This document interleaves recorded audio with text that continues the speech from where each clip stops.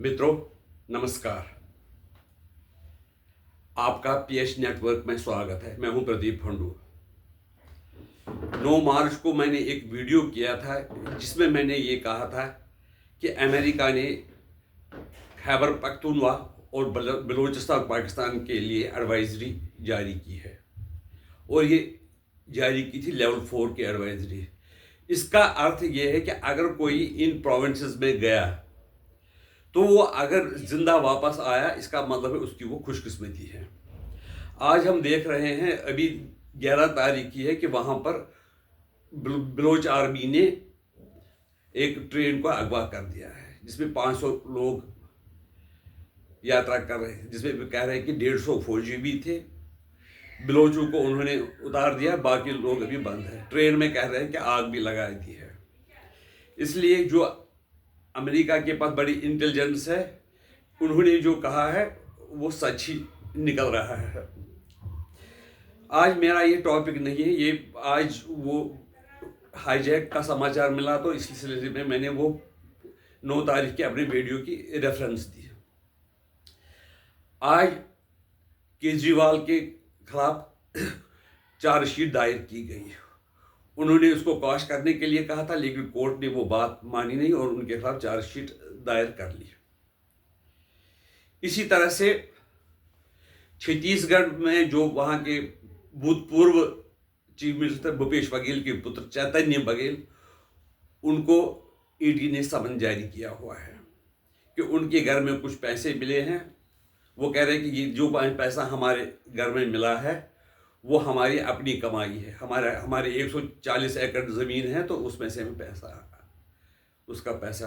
उनको ये जानकारी नहीं है कि घर में 2 लाख से ज़्यादा कैश नहीं रख सकते हैं, और अगर 2 लाख से ज़्यादा कैश रखा भी है किसी मजबूरी से, तो कारण क्या है, उसकी ज़रूरत क्या है। क्या वो पेमेंट पेटीएम या थ्रू चेक नहीं कर सकते थे, उनको इतने कैश रखने की ज़रूरत है। यानी इसका मतलब है कि ये कोई वाइट मनी नहीं लगता है। बाकी जो एजेंसीज है वो कार्रवाई करेंगे और सच का पता लगा लेंगे।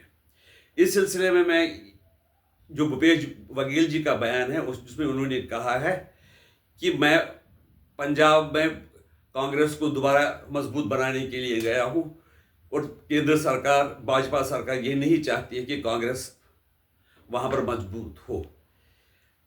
अगर वो उसलिए गए हैं, क्या वो भाजपा ये चाहती है कि आप मजबूत हो?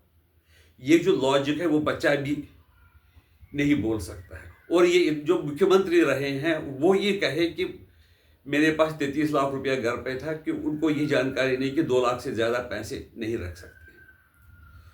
अभी तक राहुल गांधी जी का इसके बारे में कोई स्टेटमेंट नहीं आया। स्टेटमेंट आ जाता तो पूरी हमारी जानकारी मिलती कि उन क्या उसमें बारे राय है। कहते हैं कि अगर दूसरी पार्टी में इस तरह से होता है, या खासकर बीजेपी में, तो उन्होंने इसको फिलहाल ऐसे मेंबर को सस्पेंड किया होता है। लेकिन कांग्रेस में ये परंपरा नहीं है, क्योंकि वो नेहरू गांधी फैमिली का लाडला है।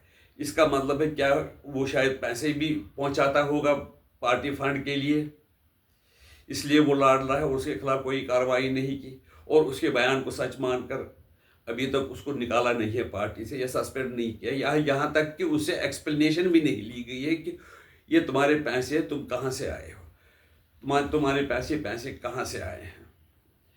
कहने का मतलब ये है कि जो कांग्रेस पार्टी है वो चलती आई है भ्रष्टाचार के पैसों से, और हमेशा भ्रष्टाचार करती रही है। इससे पहले भी बोफोर्स का केस था, जिसको बिल्कुल किसी भी तरीके से उसको दबाने की कोशिश की गई। 1950-60 के दशक में जीप स्कैंडल हुआ था। शुरुआत आज़ाद भारत में तब से ही हुई भ्रष्टाचार की, जबकि कांग्रेस की हुकूमत थी।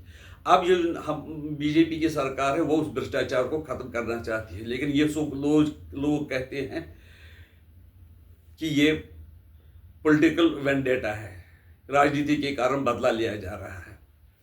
अगर वो सरकार लेना चाहती है, उसको बीजेपी उसका बदला लेना चाहती है, तो कोर्ट में वो बरी हो जाएंगे। इसलिए उनमें कोई घबराने की ज़रूरत नहीं है। हाँ, बेशक ये कि उनको तकलीफ होगी, कोर्ट वकील करने पड़ेंगे।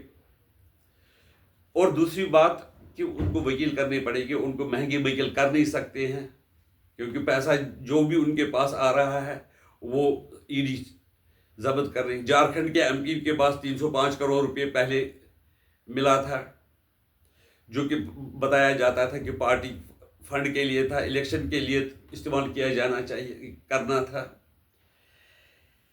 अगर ये भ्रष्टाचार ऊपर खत्म नहीं होगा, वो हाईएस्ट लेवल पर, तो नीचे तक भ्रष्टाचार को खत्म करना मुश्किल है। हमारा एक रिश्तेदार जो यूएस में रहता है कहता है कि लोअर लेवल पर वहां पर $1 का भी की रिश्वतखोरी नहीं होती है। जो काम होते हैं रूल के मुताबिक होते हैं, बिना एक्स्ट्रा पैसे दिए हो जाते हैं। लेकिन हमारे भारतवर्ष में जब से ये आज़ादी मिली है, ये करप्शन का अड्डा किसने बनाया? यहाँ तक कि लोअर लेवल तक, लोएस्ट लेवल तक भी इसका बुरा असर पहुंचने लगा है। और राजीव गांधी ने खुद ही एक स्टेटमेंट में कहा था कि दिल्ली से ₹1 जाता है तो उसके 15 पैसे ही जिसके लिए दिए गए हों उनके पास पहुंचते हैं। इसलिए ईडी को और ज़्यादा स्ट्रांग किया जाना चाहिए ताकि ऐसी हरकतें लोग कम करें।